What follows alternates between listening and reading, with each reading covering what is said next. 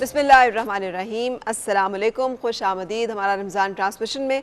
आज हमने जिस हवाले से बातचीत करनी है वो मौजू है दुआ।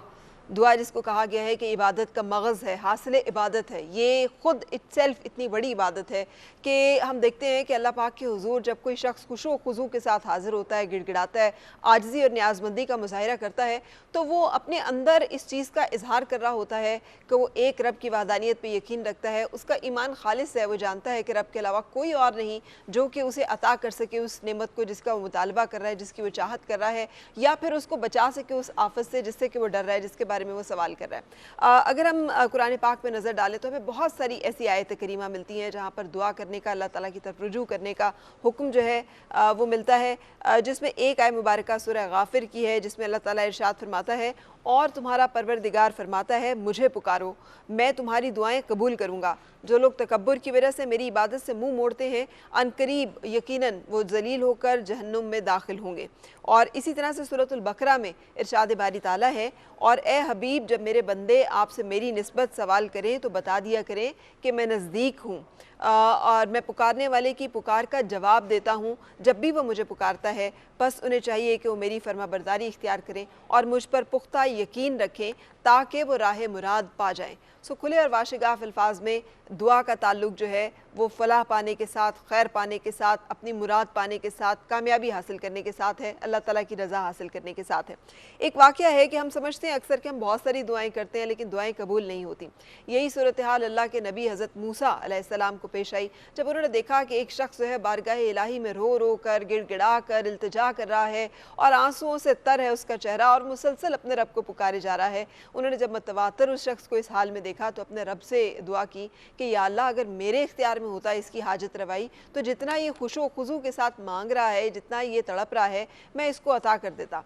तो अल्लाह ताला की तरफ से जो हज़रत मूसा अलैहिस्सलाम को जवाब आया वही की सूरत में वो ये था कि ए मूसा तुम्हें बज़ाहिर ये लगता है कि ये शख्स मेरी तरफ रुजू किए हुए है, लेकिन मुझसे बात करते हुए या मुझसे मुतालबा करते हुए भी इसका ध्यान और इसका दिल जो है वो कहीं और अटका है, लिहाजा इसकी दुआओं को वो कबूलियत का दर्जा हासिल नहीं हो सकता। सो इससे हमें पता चलता है कि बाज़ औक़ात हमारी दुआओं में कोई ना कोई ऐसा नक्स, कोई ना कोई ऐसी कमी रह जाती है जिसकी वजह से वो दुआएं जो हैं कबूलियत का दर्जा नहीं पा सकती। वो क्या ऐसे आमाल हैं, वो क्या ऐसे मामलात हैं, आज हम इनके बारे में जानेंगे। और गुफ्तगू करने के लिए मेरे साथ आज के प्रोग्राम में शामिल हैं पीर सैयद नवीदुल हसन मशहदी, सज्जादा नशीन भैकी शरीफ, बहुत शुक्रिया तशरीफ़ आवरी का, थैंक यू वेरी मच। और हमारा खान नात खां जो आज हमारे साथ प्रोग्राम में शामिल हैं, नवीद असगर कादरी, बहुत शुक्रिया Naveed, thank you for joining us. जनाब जैसे मैं पूछ रही थी पीर साहब कि दुआ का जो दर्जा है इबादत में, इस्लाम में, उसके बारे में सबसे पहले कि बहुत सारे लोग ये समझते हैं कि हम दुआ क्यों मांगे, मेरे रब को मालूम है मेरे दिल में क्या है, वो खुद ही अता करेगा। सो ये जो एक हमें आजिज़ी का, गिड़गिड़ाने का, दुआ मांगने का हुक्म दिया गया है उसके बारे में ज़रा वजाहत फरमाइए। दुआ के हवाला से बुनियादी तौर पे शरीयत इस्लामिया के अंदर जो तसव्वुर मौजूद है वो इन अहादीस मुबारका से वाज़े होता है। तिरमिज़ी शरीफ के अंदर इमामुल अंबिया सल्लल्लाहु अलैहि वसल्लम का इरशाद अक़दस मौजूद है, अद्दुआउ हुवल इबादा, कि दुआ जो है वो इबादत है।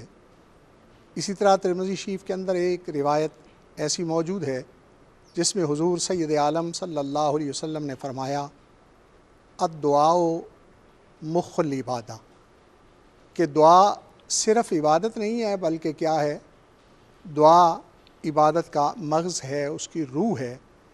तो जब आदमी इबादत करता है तो उसके साथ दुआ भी करता है तो इबादत की रूह उसे हासिल होती है।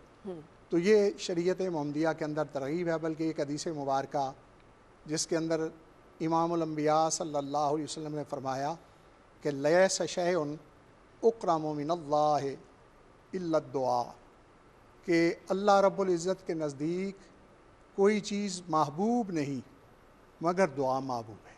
ठीक। तो ये दुआ ऐसी इबादत है कि जो करते रहना चाहिए और ये इबादत रब ताला की बारगाह में महबूब है। देखें, इंसान भी इंसानों में जो करीम हो और अच्छा इंसान हो, जब उसे अपनी कोई हाजत ज़ाहिर की जाए तो वो खुशी महसूस करता है और वो इंसान की मदद करते हुए अपने लिए एक कल्बी तस्कीन का सबब समझता है। تو مالک کی ذات تو کریم ہے اور سارے کریموں کو وہیں سے ہی جو ہے وہ سخاوت ملی ہے. تو اللہ رب العزت کے حضور یہ دعا مانگتے رہنا یہ اللہ رب العزت کو بڑا پسند ہے کہ بندہ میرے حضور دعا کرتا ہے، اور یہ عمل بڑا رب تعالیٰ کی بارگاہ میں محبوب ہے. بالکل صحیح. لیکن اپنی خواہشات کا اظہار کرنا اپنے رب کے سامنے، جیسے یہ بھی بہت سارے لوگ، ہم نے اکثر یہاں پہ نعتیں بھی پڑھی جائیں تو ان میں بھی آتا ہے کہ میں ان سے کیوں مانگوں جبکہ وہ سب جانتے ہیں میرے دل میں. رب کی ذات جو ہے وہ تو سب جانتی ہو، تو سینوں کے چھپے ہوئے بھیدوں کو بھی جانتا ہے. تو ہمیں کہنے کی ضرورت نہیں ہے، ہمارا رب نے جو عطا کرنا ہے وہ ہمیں عطا کرے گا. سو یہاں پر اس ایک تصور ہے اس کی نسبت سے میں جاننا چاہ رہی ہوں کہ ہمیں تو معلوم ہوتا ہے کہ اللہ تعالیٰ کے انبیاء کی دعائیں جو ہیں وہ بھی قرآن پاک میں مذکور ہیں، ان کے بارے میں بھی کہ وہ ان انبیاء نے وہ دعائیں مانگی، وہ دنیاوی اسباب کے بارے میں بھی تھیں، وہ معاملات اپنی تکالیف مسائل کے بارے میں بھی تھیں اور وہ قبول بھی ہوئیں. ہاں، اس میں جو دعا مانگنے کے لیے اور کون کون سی چیز مانگنی چاہیے اور کون کون سی چیز نہیں مانگنی چاہیے، تو حضرت سیدنا شیخ عبد القادر جیلانی نور اللہ مرکزہ نے فتح الغیب شریف کے اندر ارشاد فرمایا کہ اللہ رب العزت کی بارگاہ سے ہر شے طلب کرنی چاہیے، بالکل، سوائے اس چیز کے کہ جو حرام ہو اور جو فساد پیدا کرنے والی ہو. اس کے علاوہ ہر چیز چھوٹی سے چھوٹی بھی جو ہے رب تعالیٰ کی بارگاہ سے طلب کی جائے. بالکل، یہاں تک کہ امام الانبیاء سید الانبیاء جناب مصطفیٰ کریم صلی اللہ علیہ وسلم کے فرمان اقدس کا یہ مفہوم ہے کہ اللہ رب العزت کی بارگاہ سے مانگو یہاں تک کہ نمک کو بھی مانگو. جی، تو چھوٹی سی چیز یعنی نمک کے ساتھ تمثیل بیان فرمائی کہ مانگنا ہر چیز جو ہے، جو بھی بندے کی خواہش اور تمنا ہے سوائے حرام کے اور فساد کے، ہر چیز کو رب تعالیٰ کی بارگاہ سے طلب کرنا چاہیے. بالکل صحیح. آج ہم بات کر رہے ہیں دعا کے حوالے سے، اور یقینی طور پر یہ دعاؤں کی قبولیت کا مہینہ ہے. اس میں ایک رات ایسی ہے جس میں اللہ تعالیٰ جو ہے 1000 مہینے کی عبادت کے برابر ہمیں ثواب بھی دیتا ہے، اور یقینی طور پر اس میں اللہ تعالیٰ کی یہ طرف سے خوشخبری ہے کہ بہت سارے لوگوں کی مغفرت جو ہے وہ کی جاتی ہے. یقینی طور پر جو سے مغفرت کی طلب کرتے ہیں ان کی دعا قبول ہوتی ہے. لیکن ایک چیز جو میں آپ سے پوچھنا چاہوں گی پیر صاحب، وہ یہ ہے کہ اللہ تعالیٰ یہ بھی ارشاد فرماتا ہے کہ جب انسان کو کوئی تکلیف پہنچتی ہے تو وہ اپنے رب کی طرف رجوع کرتے ہوئے پکارتا ہے، اور جب اللہ تعالیٰ اسے اپنی جانب سے کوئی نعمت بخش دیتا ہے اور تو وہ اس تکلیف کو بھول جاتا ہے جس کے لیے وہ پہلے دعا کیا کرتا تھا. اور پھر ایک اور جگہ پر جو ہے وہ اسی طرح سے ہمیں کہ جب اللہ انسان کو کوئی تکلیف پہنچتی ہے تو وہ ہمیں کھڑے بیٹھے لیٹے پکارتا ہے. جب ہم اس کی تکلیف دور کر دیتے ہیں تو ہمیں بھلا کر اس طرح چل دیتا ہے ایسے اسی کی تکلیف نے چھوا ہی نہیں تھا. اس طرح حد سے بڑھنے والوں کے لیے ان کے اعمال آراستہ کر کے دکھائے جاتے ہیں جو وہ کرتے ہیں. سو یہ اللہ تعالیٰ کی طرف سے ایک شکوہ جو ہے یہ بھی ہمیں یہاں پر بیان کیا گیا ہے قرآن پاک میں. یہ جو رویہ ہے کیا یہ بھی دعاؤں کی قبولیت کے راستے میں رکاوٹ بنتا ہے؟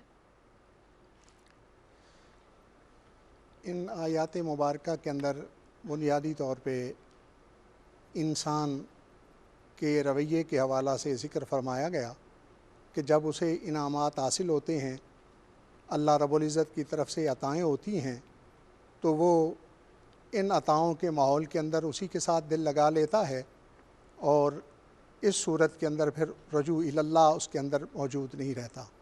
ہاں، جب آدمی کو کسی چیز کی ضرورت ہو، طبیعت کے اندر اضطراب ہو، تو دعا کی قبولیت کے لیے یہ چیز جو ہے یہ ایک ساتھ تائید بن جاتی ہے. جی، جس طرح کہ حضرت سید الطائفہ جناب سیدنا جنید بغدادی نور اللہ مرکزہ کی بارگاہ اقدس میں ایک خاتون حاضر ہوئی، اور خاتون نے عرض کیا حضور میرا بیٹا گم ہو گیا ہے، میرے لیے دعا فرمائیں کہ وہ بیٹا جو ہے وہ میرے پاس آ جائے.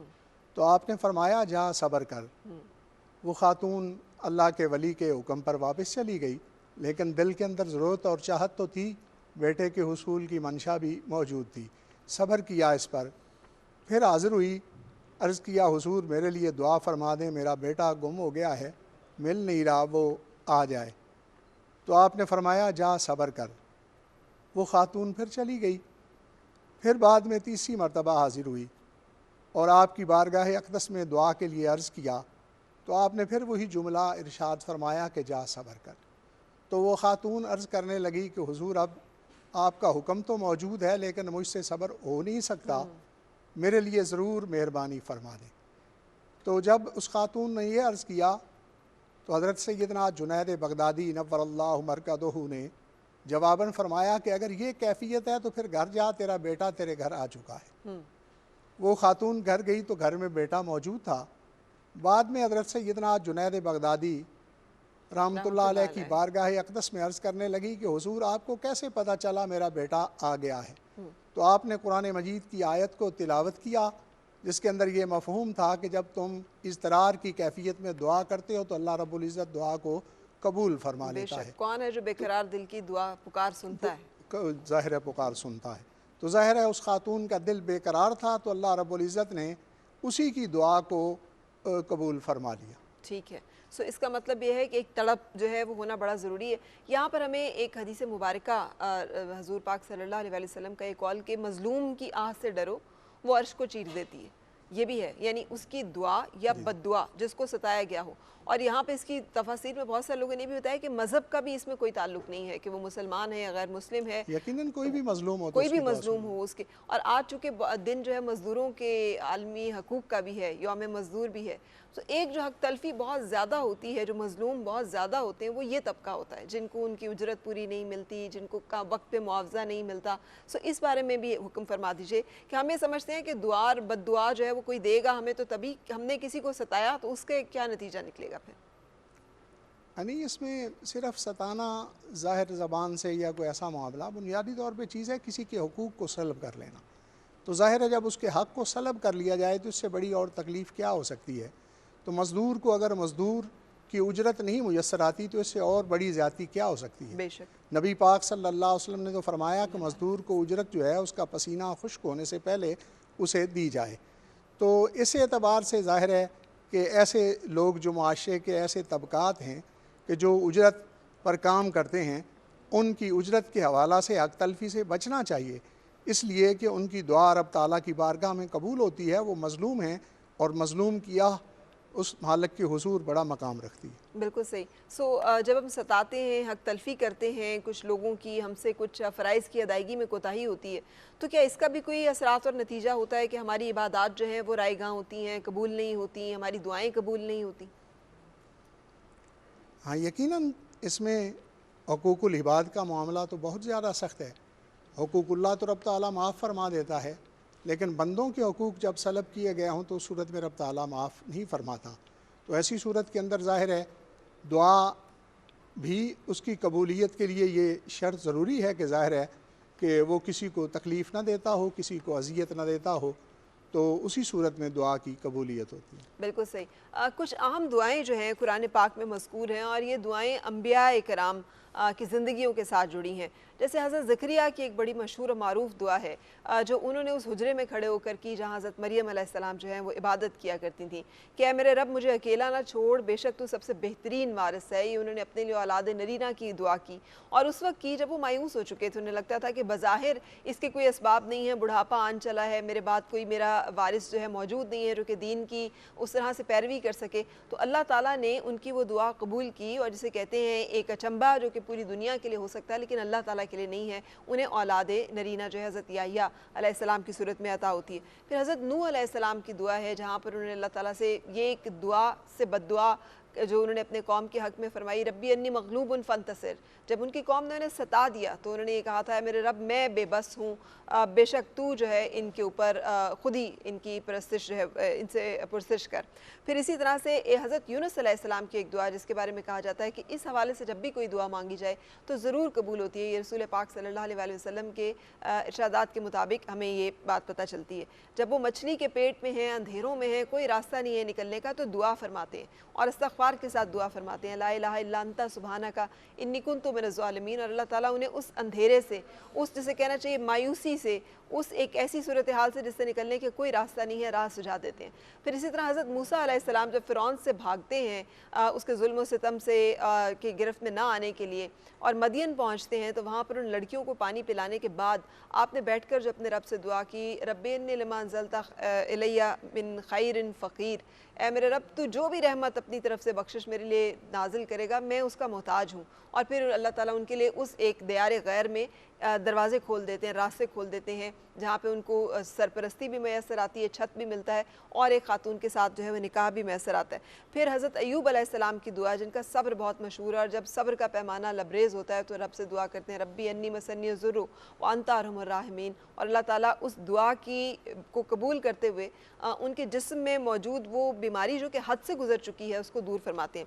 سو پیر صاحب یہ تمام ریفرنسز کا مطلب یہ ہے کہ یہ تمام محیر العقول باتیں, حضرت ابراہیم علیہ السلام کی دعا, بے آب و گیا صحرا میں اولاد کو چھوڑ کے جا رہے ہیں اور دعا کر رہے ہیں اللہ اسے آباد کرنا, یہاں ثمرات دینا, یہاں, اور اللہ تعالیٰ اس دعا کو بھی قبول کرتا ہے. یا اللہ میری آنے والی نسلوں میں پیغمبر اور راہ ہدایت کو بتانے والے لوگ, تو ہم دیکھتے ہیں سارے پیغمبر اس کے بعد جو ہیں آل ابراہیم سے چل رہے ہیں, اور آج تک ان کی آل پر درود اور سلام بھیجا جاتا ہے. سو یہ دعائیں جو ہیں یہ مختلف زندگی کے معاملات سے جڑی ہوئی ہیں. ہمیں انبیاء کرام کی اس سنت سے کیا پتہ چلتا ہے؟ انبیاء علیہ السلام کا ان مشکل اوقات کے اندر اللہ رب العزت کی بارگاہ میں دعا کرنا, یہ ہمارے لیے ایک سبق اور درس ہے کہ جب بھی مشکل آئے تو اس صورت کے اندر اللہ رب العزت کی بارگاہ میں رجوع کرنا چاہیے.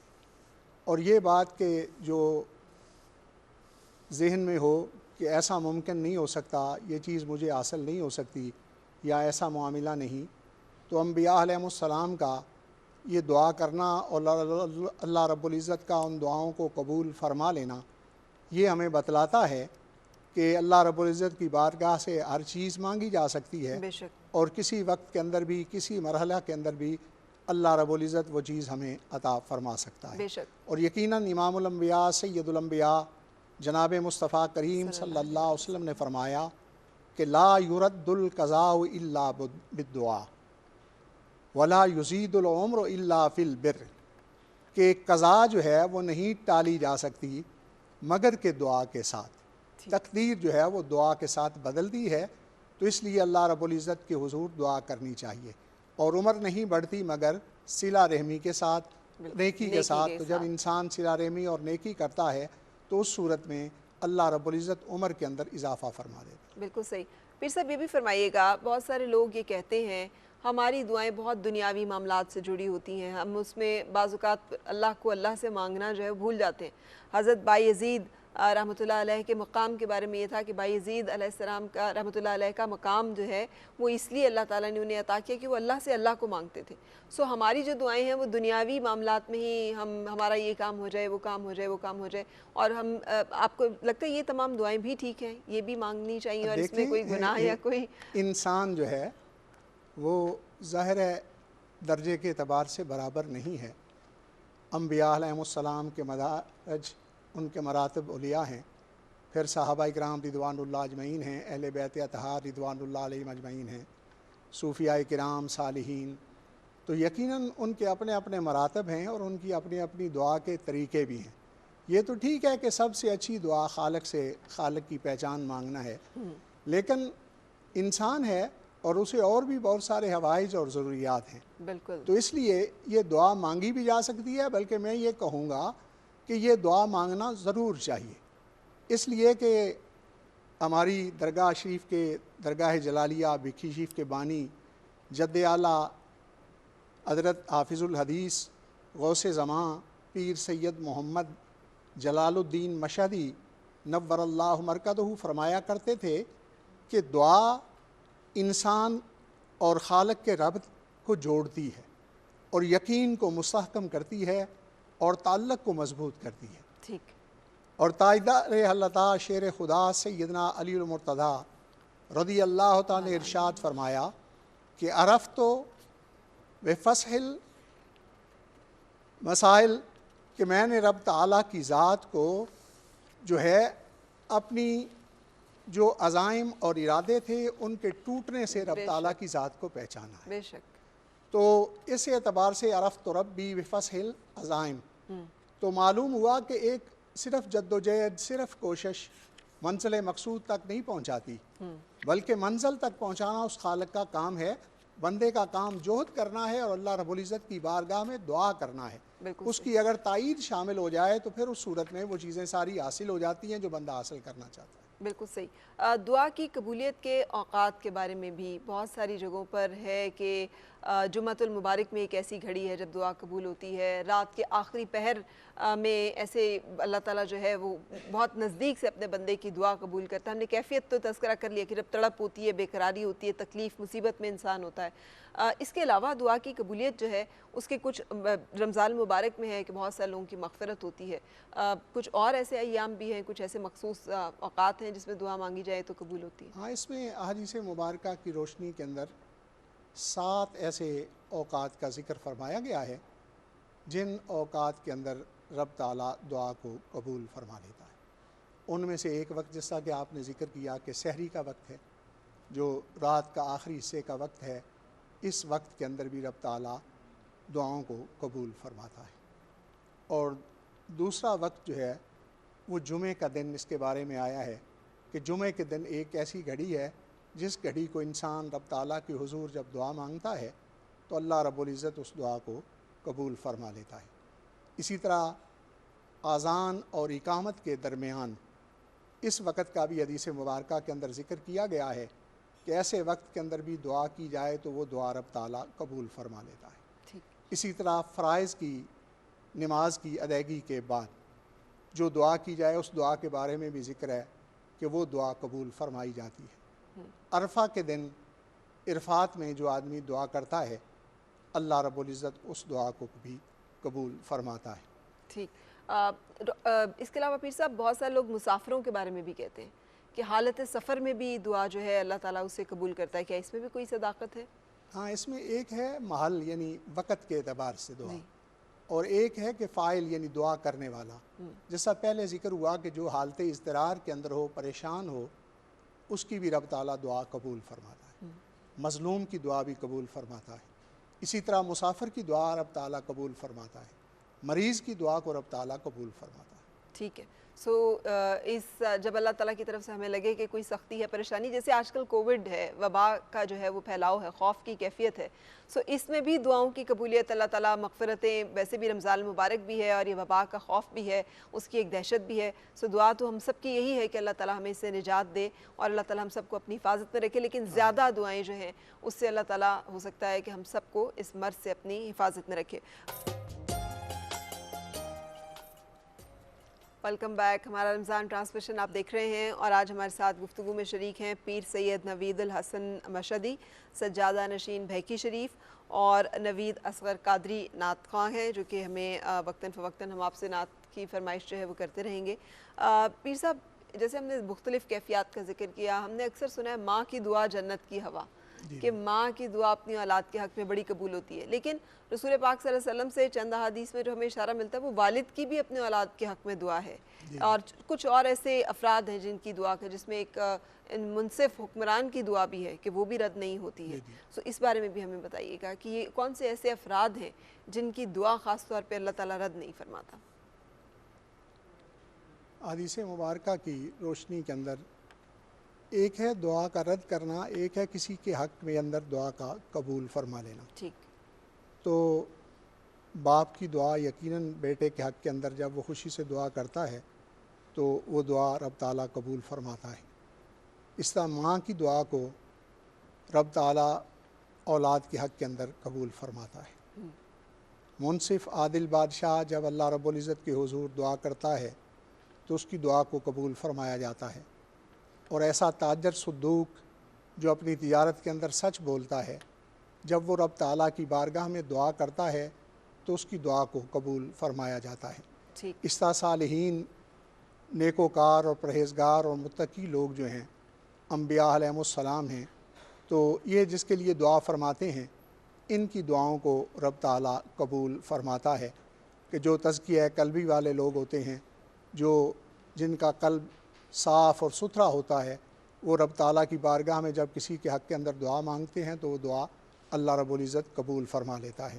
اور اسی طرح حدیث مبارکہ کا مفہوم ہے کہ چونکہ ضرورت جو ہے وہ دعا کے ذریعے رب تعالیٰ پوری فرماتا ہے، تو حاجت مند جو ہے وہ بھی جب اللہ رب العزت کے حضور دعا کرتا ہے محتاج، تو اس کی دعا کو بھی رب تعالیٰ قبول فرما لیتا ہے۔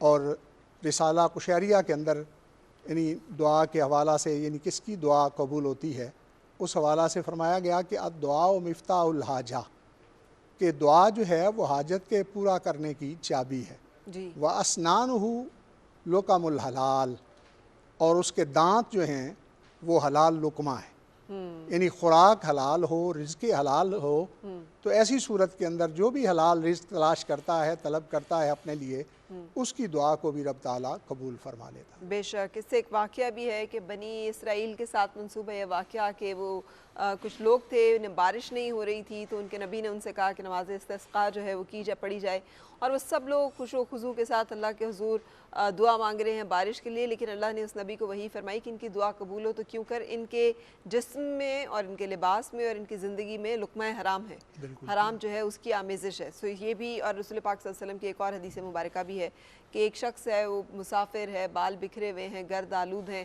وہ پکارتا ہے میرے رب اے میرے رب، لیکن اس کی دعا قبول ہو تو کیوں کر کہ اس کا پہننا حرام ہے، اس کا جسم حرام کا ہے، اس کا لقمہ حرام ہے۔ سو اس سے ہمیں پتہ چلتا ہے کہ حرام کتنا بڑے معنی ہیں۔ کیا حرام کا مطلب صرف حرام کمائی ہے یا حرام کسی اور چیز کو بھی یہاں پہ کہا جا رہا ہے؟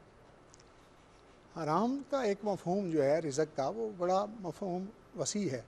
مثلا یہ ہے کہ کرپشن کے ذریعے، بدعنوانی کے ذریعے ایک آدمی کہیں ملازم ہے اور اپنا کام پوری طرح نہیں کرتا اور وہاں سے وہ تنخواہ لیتا ہے، تو اس صورت کے اندر بھی یہ حرمت آتی ہے۔ اور اسی طرح جو ہے اگر کہیں اس کا حق نہیں بنتا کوئی چیز لینے کا، لیکن اس کے باوجود جو ہے وہ کوشش کرتا ہے اپنے اثاثہ جات کو بڑھانے کے لیے، کہیں سے کمیشن حاصل کرتا ہے، ملکی معاملات کے اندر عالمی تجارت کے معاہدے کرتے ہوئے، بظاہر تو وہ یہ کہہ رہا ہوتا ہے کہ میں ملک کے مفاد میں تجارت کر رہا ہوں، لیکن اس کے پیچھے جو ہے وہ کمیشن موجود ہوتی ہے، تو یہ کمیشن جو ہے یہ حرام ہے، اور یہی لقمہ حرام ہے جس کے بارے میں حدیث مبارکہ کے اندر کہا گیا کہ دعا اس صورت کے اندر قبول نہیں ہوتی۔ بالکل صحیح۔ ہم گفتگو کا اپنا سلسلہ جاری رکھیں گے، لیکن آپ کو جیسے معلوم ہے کہ پورے ملک میں اس وقت کورونا کی صورتحال تشویشناک ہے، اور اس حوالے سے اپڈیٹ ہم آپ کو کرتے رہتے ہیں۔ NCOC کے آج کے جو فگرز ہیں گزشتہ 24 گھنٹے کے، اس میں صحت یاب کیسز کی تعداد جو ہے 5544 ہے، نئے کیسز جو پازیٹیو ہیں 4696، اور اموات پچھلے 24 گھنٹے میں 146 ریکارڈ کی گئی ہیں۔ جی خوش آمدید، ہمارا رمضان ٹرانسمیشن آپ دیکھ رہے ہیں، اور ایک اچھی خوشخبری جو ہے وہ اس وقت آپ نے یقیناً دیکھی ہوگی، پاکستان ٹیلی ویژن سپورٹس پر براہ راست میچ دکھایا جا رہا تھا۔ ہرارے ٹیسٹ میں پاکستان کو بڑی کامیابی حاصل ہوئی ہے۔ پہلے کرکٹ ٹیسٹ میں زمبابوے کو ایک اننگز اور 16 رن سے شکست ہوئی ہے۔ فواد عالم اور حسن علی کی شاندار کارکردگی، زمبابوے نے پہلی اننگز میں 176 رنز بنائے اور دوسری اننگز میں 134 رنز بنائے۔ پاکستان نے پہلی اننگز میں 426 رنز بنائے۔ فواد عالم نے 140 رنز کی اننگز کھیلی۔ 2 میچز کی سیریز میں پاکستان کو 1-0 کی برتری حاصل، اور ہرارے ٹیسٹ میں پاکستان کی بڑی کامیابی، جو کہ ایک گڈ نیوز ہے۔ جو لوگ میچ دیکھتے رہے یقینی طور پر وہ لطف اندوز ہوئے ہوں گے۔ بہت ساری دعائیں شامل حال رہی پاکستان کرکٹ ٹیم کے ساتھ، جس کے نتیجے میں پہلے کرکٹ ٹیسٹ میں زمبابوے کو ایک اننگز اور 116 رن سے شکست ہوئی ہے۔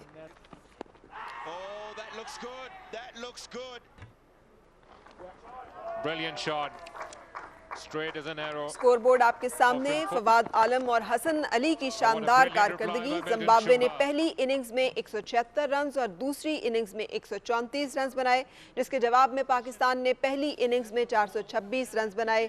فواد عالم نے 140 رنز کی اننگز کھیلی۔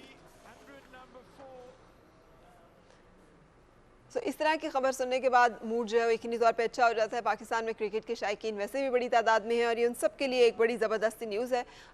یہ بھی دعاؤں کی قبولیت کا ہی پیر صاحب ایک وہ ہے، جب کرکٹ میچ ہو رہا ہوتا ہے تو ہماری عوام اور ہم لوگ جو ہیں بڑے خوش و خضوع کے ساتھ دعا کرتے ہیں۔ ہر بال کے ساتھ جو ہے وہ دعائیں ہوتی ہیں کہ پاکستان کو اللہ تعالیٰ جو ہے وہ کامیابی عطا فرمائے، اور وہی بات کی کیفیت جو انسان کی اس کے نتیجے میں پھر اللہ تعالیٰ وہ دعائیں قبول فرماتا ہے۔ ہم آج دعا کی قبولیت کے حوالے سے بات چیت کر رہے ہیں، اور ایک جو میں آپ سے جاننا چاہوں گی، آداب دعا کی قبولیت کے کیا آداب ہیں؟ کیا کسی بھی حال میں اپنے رب کو پکارے، جیسے قرآن پاک میں ہے لیٹے ہوئے، اٹھتے بیٹھتے، کروٹ کے بل اپنے رب کو پکاریں اور اس سے دعا کریں، یا اس کے لیے کوئی مخصوص طریقہ کار بھی ہے؟ ہاں، اس میں بنیادی طور پہ دعا تو کسی کیفیت کے اندر بھی کی جا سکتی ہے، اور دعا کو رب تعالیٰ قبول بھی فرماتا ہے، لیکن دعا کو اچھے طریقے سے رب تعالیٰ کی بارگاہ میں پیش کرنا، جی، اور وہ اچھا طریقہ کیا ہے؟ جو انبیاء علیہم کا طریقہ مبارکہ ہے اور سید الانبیاء جناب مصطفیٰ کریم صلی اللہ علیہ وسلم کا طریقہ مبارکہ ہے اور صالحین اور پرہیزگار لوگوں کا طریقہ مبارکہ ہے۔ تو حدیث مبارکہ کی روشنی کے اندر جو ایسے کام کہ جن کے ذریعے رب تعالیٰ دعا کو قبول کر لیتا ہے، دعا کے اندر بطور طریقہ اختیار کیے جائیں، تو یہ تقریباً جو ہیں یہ 9 ذکر فرمائے گئے ہیں۔ تو ان میں سے پہلا ہے کہ دعا کرتے ہوئے چہرہ جو ہے وہ قبلہ کی طرف ہو، یعنی جب آدمی دعا کرے تو قبلہ رو ہو کر دعا کرے تو اس دعا کو رب تعالیٰ قبول فرما لیتا ہے۔ بے شک۔ اور دوسرا دعا کے حوالہ سے جو طریقہ ذکر فرمایا گیا وہ یہ ہے کہ ہاتھ اٹھا کے رب تعالیٰ کی بارگاہ میں دعا کی جائے۔ ٹھیک ہے، بہت سارے لوگ اس میں ہاتھ مطلب ایسے بھی باندھتے ہیں، ایسے بھی باندھتے ہیں، جھولی بھی پھیلاتے ہیں، کیا اس میں کوئی خاص ہاں، اس میں سنت طریقہ یہ ہے کہ اس طرح دونوں ہاتھ جڑے ہوں اور یہاں یہ ہاتھ اٹھے ہوئے ہوں۔ ہاں، البتہ اٹھانے کے اندر کئی مرتبہ سرکار دو عالم صلی اللہ علیہ وسلم نے بھی اس میں مبالغہ فرمایا کہ آپ کی جو ہے یہ بغلوں کی سفیدی ظاہر ہو گئی، تو ظاہر ہے یہ خشوع و خضوع پر دلالت کرتا ہے اس طرح اور زیادہ اٹھ جانا، تو یہ سنت طریقہ ہے کہ ہاتھوں کو اٹھا کے دعا کی جائے۔ ٹھیک۔ تو اسی طرح ان طریقوں میں سے جو طریقہ ذکر فرمایا گیا وہ یہ ہے کہ خشوع و خضوع کے ساتھ ہے دعا کی جائے تو پھر بھی رب تعالیٰ دعا کو قبول فرماتا ہے۔ یہ حدیث مبارکہ کی روشنی کے اندر بھی ہے اور کلام مجید کے اندر بھی اس پر دلالت موجود ہے تضرعاً و خفیہ، تو اس حوالہ سے کہ خشوع و خضوع کے ساتھ دعا کی جائے۔ بالکل۔ تو چوتھا طریقہ جو ہے کہ دعا کے اندر یعنی اس کی قبولیت کے لیے کس جو انداز اپنایا جائے وہ یہ ہے کہ دعا تو رب تعالیٰ کی بارگاہ میں کی جائے، لیکن اگر وہ دعا قبول نہیں ہوتی تو اجرت نہ رکھی جائے، بے صبری نہ کی جائے۔ جب آدمی صبر کا دامن اپنے ہاتھ میں رکھتا ہے تو صبر کے سبب رب تعالیٰ دعا کو قبول فرما لیتا ہے۔ بالکل۔ پانچویں چیز جو حدیث مبارکہ کے اندر بیان فرمائی گئی وہ حدیث مبارکہ ترمذی شریف کے اندر موجود ہے۔ سیدنا فاروق اعظم رضی اللہ تعالیٰ عنہ نے حضور سید عالم صلی اللہ علیہ وسلم سے یہ روایت فرمائی ہے کہ قال رسول اللہ صلی اللہ علیہ وسلم ان الدعاء موقوف بین السماء والارض، کہ بے شک دعا جو ہے وہ آسمان اور زمین کے درمیان ٹھہری رہتی ہے۔ لا یصعد منہ شیء، اور کوئی چیز عرش کی طرف وہ چڑھ کے نہیں جاتی۔ کب تک؟ حتیٰ تصلی علی نبیک، یہاں تک کہ تم جو ہے اپنے نبی پاک صلی اللہ علیہ وسلم پر درود پڑھتے ہو۔ بے شک۔ تو معلوم ہوا کہ دعا کی قبولیت کا ایک طریقہ یہ ہے کہ دعا کرتے ہوئے دعا کے اول اور آخر کے اندر نبی پاک صلی اللہ علیہ وسلم پر درود و سلام پڑھا جائے۔ بے شک۔ یعنی دعا کو سینڈوچ بنا کے کہ درمیان میں دعا ہو اور ایک طرف جو ہے وہ درود شریف ہو اور دوسری طرف بھی درود شریف ہو۔ ٹھیک۔ اس انداز میں رب تعالیٰ کی بارگاہ کے اندر دعا کی جائے تو اس دعا کو رب تعالیٰ قبول فرما لیتا ہے۔ اور اس طرح جو ہے ان دعا کے طرق میں سے ایک طریقہ یہ بھی ذکر فرمایا گیا کہ دعا کرتے ہوئے آدمی جو ہے وہ ہر کلمہ دعا اسے 3 مرتبہ کہے۔ ٹھیک۔ یہ سرکار دو عالم صلی اللہ علیہ وسلم سے بھی ایسی کئی دعائیں منقول ہیں جس میں آپ نے 3 مرتبہ ان کلمات مبارکہ کو جو ہے وہ دہرایا۔ بالخصوص آپ نے عرفہ کے دن دعا فرماتے ہوئے آپ نے 3 بار دعا فرمائی، مغفرت کی اور بخشش کی، تو یہ 3 مرتبہ جو ہے اللہ رب العزت کے حضور دعا کی جائے۔ اسی طرح ان دعا کے طرق میں سے کہ جو قبولیت کے اسباب پیدا کرتے ہیں، ایک یہ بیان کیا گیا کہ جب دعا کی جائے تو دعا کرنے کے بعد ہاتھ جو ہیں اسے منہ پر پھیر لیا جائے۔ ٹھیک ہے۔ یہ منہ پر پھیرنا بھی یہ نبی پاک صلی اللہ علیہ وسلم کی سنت مبارکہ ہے۔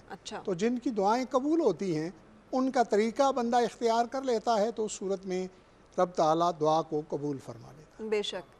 اور ایک یہ بھی ہے کہ صلح کا نور بھی ہوتا ہے اس شخص کے چہرے کے اوپر جو کہ نمازوں کی پابندی کرتا ہے، اور اس کے ساتھ ساتھ جو آپ نے طریقہ بتایا کہ وہ ہم جب اپنی انگشت پر ورد کرتے ہیں بجائے تسبیح کے، تو ہماری یہ جو انگلیوں نے بھی شہادت دینی ہے، ہمارے جسم کے اعضاء نے بھی گواہی دینی ہے، سو ایک برکت کا سلسلہ بھی ہوتا ہے شاید۔ بالکل صحیح، آپ نے ذکر کیا درود پاک صلی اللہ علیہ وآلہ وسلم پر، رسول پاک صلی اللہ علیہ وآلہ وسلم پر لاکھوں کروڑوں درود و سلام۔ اللہم صلی علی سیدنا محمد و علی آل محمد۔ بے شک رسول پاک صلی اللہ علیہ وآلہ وسلم پر، ان کی ذات اقدس پر، ان کی آل پر لاکھوں کروڑوں درود و سلام۔ ہم نے آداب کی بات کی، ایک دعا کی قبولیت میں جو امور حائل ہوتے ہیں، جس کی وجہ سے بہت سارے لوگوں کو ہم سمجھتے ہیں کہ مستجاب دعوات ہیں، ان کی دعائیں قبول ہوتی ہیں، اور ہم میں سے اکثر لوگ یہ سمجھتے ہیں ہماری تو کوئی دعا قبول ہوتی ہی نہیں۔ سو وہ کون سے امور ہیں جس کی وجہ سے دعائیں قبول ہونے میں رکاوٹ ہوتی ہے؟ پہلے تو بات ہو رہی تھی کہ کن ذرائع کو اختیار کرنا چاہیے دعا کی قبولیت کے لیے، تو کچھ باتیں میں اس حوالہ سے ابھی ذکر کر رہا تھا۔ اچھا ٹھیک۔ تو ان میں سے ایک ذریعہ یہ ہے کہ جب دعا کی جائے تو اس سے پہلے دعا کرنے سے شروع میں جو ہے اللہ رب العزت کی حمد اور ثنا کی جائے۔ ٹھیک۔ یہ اجابت دعا کا ذریعہ بنتا ہے، خالق کی تعریف و توصیف کرنا اور ثنا کرنا۔ اسی طرح دعا جو ہے، ایسی دعائیں جن کے اندر وسیلہ پیش کیا جائے اللہ رب العزت کی بارگاہ میں۔ وسیلہ کا مطلب؟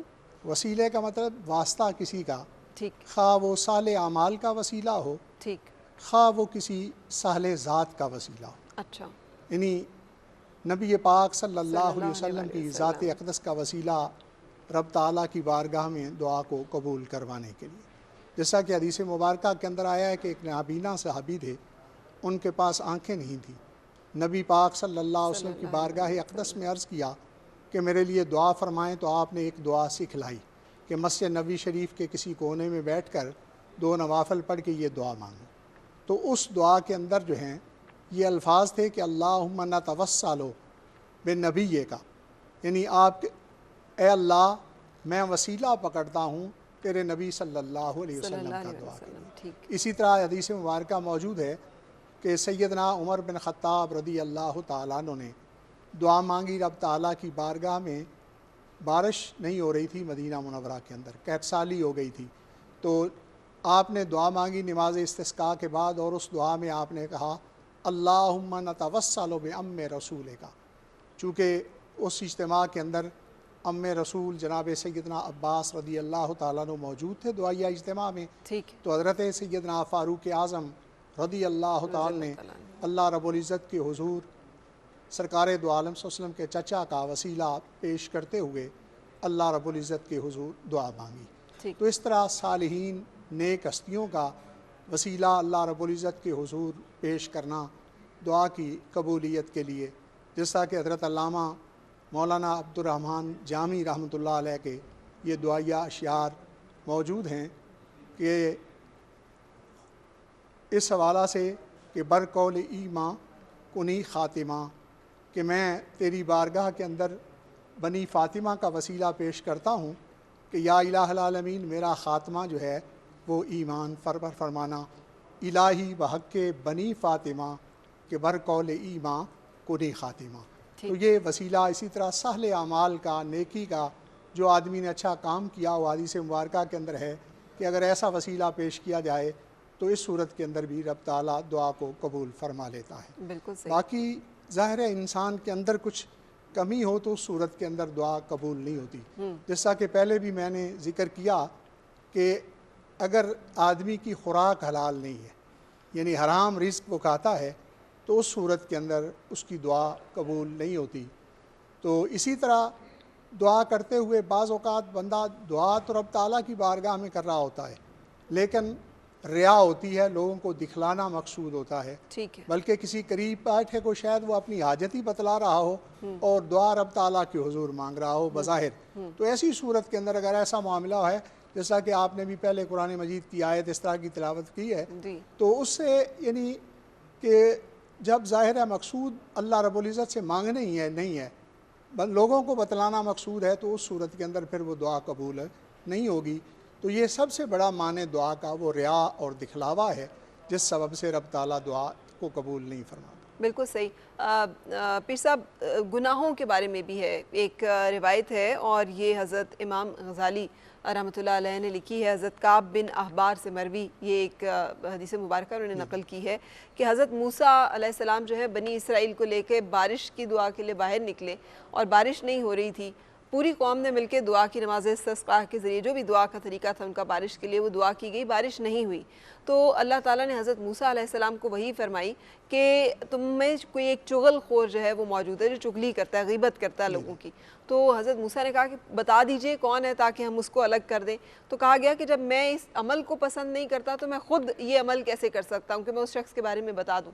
सो पूरी कौम जो है वो इस्तिग़फ़ार करे और फिर पूरी कौम ने इस्तिग़फ़ार की कसरत की जिसके बाद उनकी दुआ कबूल हुई। सो ये भी मामलात होते हैं कि हमारे गुनाहों की कसरत भी बीच में हाइल होती है और इस्तिग़फ़ार बज़ाते ख़ुद एक बहुत बड़ी दुआ है कि उसके ज़रिए से हर वो रुकावट हट जाती है। तो इस्तिग़फ़ार का तरीका जो है वो भी बता दीजिए कि अगर ये दुआ करनी हो हमने कि हम भी माफ़ हो जाएँ, हमारे गुनाह भी माफ़ हो जाएँ और हमारी जायज़ हाजतें जो हैं वो भी पूरी हो जाएँ।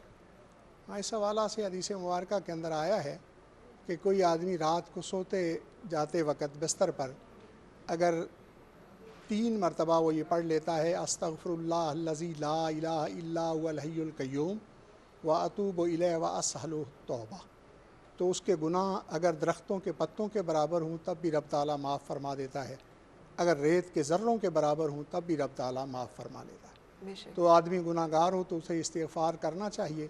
इस्तिग़फ़ार बख्शिश की तलब भी है, वजीफ़ा भी है और इसके सबब ये दुआ भी अल्लाह रब्बुल इज़्ज़त की बारगाह में। बिल्कुल सही।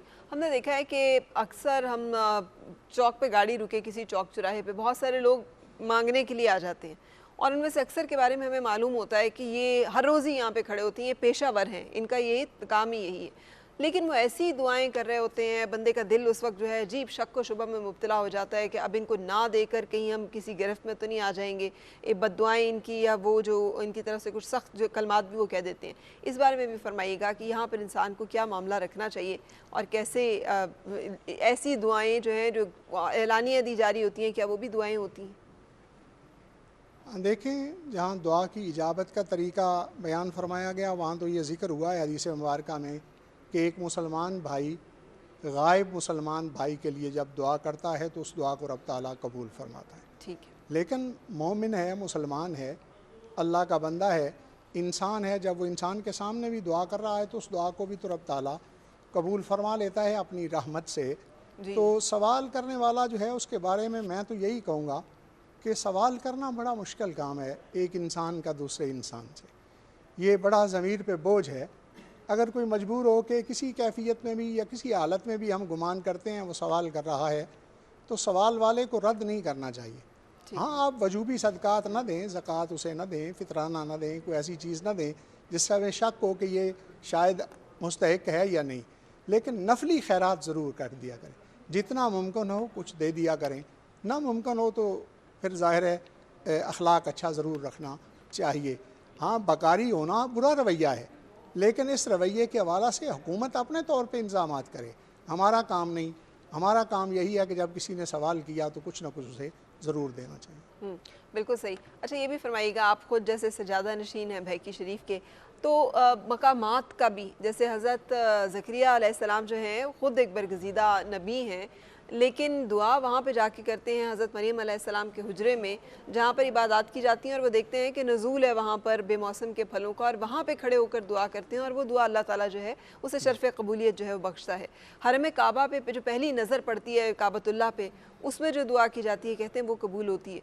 सो ऐसे मकामात भी हैं कुछ ख़ास, बहुत सारे लोग हमारे यहाँ बड़े शौक़ के साथ मुख्तलिफ़ दरगाहों पे, मुख्तलिफ़ दरबारों पे जाते हैं, औलिया किराम की हाज़िरी पे जाते हैं और वहाँ पे दुआएं करते हैं, इस बारे में भी बताइएगा। बड़ा अच्छा सवाल आपने किया। चूँकि दुआ का ताल्लुक़ जो है ज़ाहिर है उसको कबूल करवाने के लिए कोशिश और जद्दोजहद करनी चाहिए। तो हदीस मुबारक के अंदर भी ऐसे मकामात की निशानदेही की गई, जिस तरह आपने ज़िक्र किया कि जब काबतुल्लाह पर पहली नज़र पड़े तो जो दुआ मांगी जाए वो दुआ रब ताला कबूल फरमा लेता है। इसके अलावा भी सफ़ा और मरवा के हवाला से कि सफ़ा पर जितना ऊपर ऊंचा जाके काबतुल्लाह की तरफ मुँह करके आदमी दुआ मांगता है तो उस दुआ को रब ताला कबूल फरमा लेता है। अच्छा। इस तरह जो है रुकन यमानी और रुकन असवद बैतुल्लाह शरीफ के ये जो सतून हैं दोनों, इन दोनों के दरमियान जो जगह है इसे मुस्तजाब कहा जाता है। अच्छा। मुस्तजाब कहे जाने का मतलब ही यही है کہ یہاں جو آدمی دعا کرتا ہے اللہ رب العزت اس کو قبول فرما لیتا ہے، بلکہ حدیث مبارکہ کے اندر یہ مفہوم ہے کہ جو آدمی وہاں کھڑے ہو کے دعا کرتا ہے 70,000 فرشتے ان کی ڈیوٹی موجود ہوتی ہے کہ وہاں دعا کرنے والے کے ساتھ وہ آمین کہتے ہیں، تو جب وہ آمین کہتے ہیں تو اللہ رب العزت اس دعا کو قبول فرما لیتا ہے۔ جی تو اس سے معلوم یہ ہوا کہ کچھ مقامات خاص ہیں۔ صفا وہاں کیوں قبول ہوتی ہے؟ اس لیے کہ وہاں اللہ کی ایک کامل مومنہ صالحہ ان کے قدم مبارک لگے ہیں، جی تو ان کے قدموں کی برکت سے رب تعالیٰ دعا قبول فرما لیتا ہے۔ بالکل صحیح۔ مقام ابراہیم کو مصلی پکڑنے کا جو حکم فرمایا گیا، وہاں دعا کی قبولیت اس کی وجہ یہ ہے کہ اللہ تعالیٰ کے محبوب پیغمبر کے وہاں قدم مبارک لگے ہیں۔ تو بالکل اسی طرح جہاں بھی ان ہستیوں کے قدوم ہوں، حضور سید الانبیاء جناب مصطفیٰ کریم صلی اللہ علیہ وسلم کا گزر مبارک ہوا ہو، آپ کا ٹھہرایا ہوا ہو، وہ غار ہرا ہو، غار ثور ہو، دار ارقم ہو، صفا کا چبوترا ہو، جہاں بھی نبی پاک صلی اللہ علیہ وسلم کے قدم مبارک لگے ہیں، وہاں کھڑے ہو کر اگر دعا کی جائے تو وہ دعا قبول ہوتی ہے۔ احادیث مبارکہ کے اندر، آثار صحابہ کے اندر خندق کے قریب مسجد، اس کی نشاندہی کی گئی کہ عصر اور مغرب کے درمیان جو یہاں دعا کرے اللہ رب العزت اس دعا کو قبول فرماتا ہے۔ ٹھیک۔ تو اس کی وجہ وہاں بھی سرکار دو عالم صلی اللہ علیہ وسلم کے قدوم کی برکتیں موجود ہیں۔ تو انبیاء علیہ السلام اور صالحین کے مزارات، ان کے حجرے، ان کی چلہ گاہیں، ان کی مساجد، وہاں جا کر دعا مانگنی چاہیے، اس لیے کہ وہاں اللہ رب العزت کی رحمتوں کا نزول ہوتا ہے، اور وہاں جب ہم دعا مانگیں گے تو اس دعا کو رب تعالیٰ قبول فرمائے۔ بالکل صحیح۔ اب جب کہ کووڈ کی وجہ سے بہت سارے یہ نہیں ہے، نہ ہم حرم پاک جا سکتے ہیں، نہ ہم بہت ساری درگاہوں پہ جا سکتے ہیں، کیونکہ ہماری فاصلے کے بارے میں سختی سے احکامات جو ہیں وہ حکومت پاکستان کے موجود ہیں، تو وہ جو تنہائی میں بھی اللہ تعالیٰ جو ہے وہ قبول کرتا ہے بہت زیادہ۔ اور یہ رمضان المبارک کا مہینہ، اس مہینے میں بتائیے گا، ایک تو لیلۃ القدر کے حوالے سے دعا کی قبولیت کا بہت زیادہ ہے، اور اس ماہ مبارک میں کون سے ایسے ایام یا کون سے ایسے مخصوص؟ دیکھیں الترغیب والترہیب کے اندر حدیث مبارکہ موجود ہے کہ اس ماہ اقدس کی ہر رات کو اللہ رب العزت کی طرف سے ایک فرشتہ جو ہے وہ منادی کرتا ہے، اور وہ یہ منادی کرتا ہے کہ کوئی ہے جو اللہ رب العزت کی بارگاہ میں سوال کرنے والا ہے، مانگنے والا ہے، یعطیٰ سوالہ، اس کے سوال کو پورا کر دیا جائے۔ کوئی ہے بخشش چاہنے والا تو اسے بخش دیا جائے۔ تو یہ ہر روز ندا ہوتی ہے، وہ اس کا وقت رات کا حصہ بیان کیا گیا ہے، وہ نماز عشاء سے لے کر فجر کی نماز کے آغاز تک کا وقت ہے۔ تو اس رات کے کسی حصے کے اندر وہ منادی ہوتی ہے، تو یقیناً اپنے گھروں میں خلوت میں بیٹھ کر اس ماہ اقدس کے مبارک لمحات کے اندر رات کو دعا کی جائے تو اس دعا کو رب تعالیٰ قبول فرماتا ہے۔ تو یہ ہر رات کی فضیلت ہے۔ لیلۃ القدر کی فضیلت تو اپنی جگہ اور بہت زیادہ موجود ہے۔ لیلۃ الجائزہ، جسے لیلۃ الانعام بھی کہتے ہیں، یعنی چاند رات، اس رات کے حوالہ سے بھی حدیث مبارکہ کے اندر آیا ہے کہ جو آدمی رب تعالیٰ کے حضور دعا مانگتا ہے، رب تعالیٰ اس کی دعا کو قبول فرماتا ہے۔ چاند رات جب صبح عید کے لیے چاند دیکھا جا رہا اور چاند نظر آ جائے، اس رات کو ہاں جی، چاند جب نظر آ جائے جی تو نماز فجر سے وقت سے پہلے رات کا جو حصہ ہے، نماز عشاء سے لے کر جو ہے وہ نماز فجر تک کے وقت۔ بے شک، بہت شکریہ آپ کی تشریف آوری کا۔ پیر سید نوید الحسن مشہدی صاحب ہمارے ساتھ آج شامل گفتگو رہے، دعا کی قبولیت، آداب، شرائط کے حوالے سے ہم نے ان سے استفادہ کیا۔ جزاک اللہ، بہت شکریہ تشریف آوری کا۔ مہربانی آپ کی، اور بہت شکریہ۔ جیسے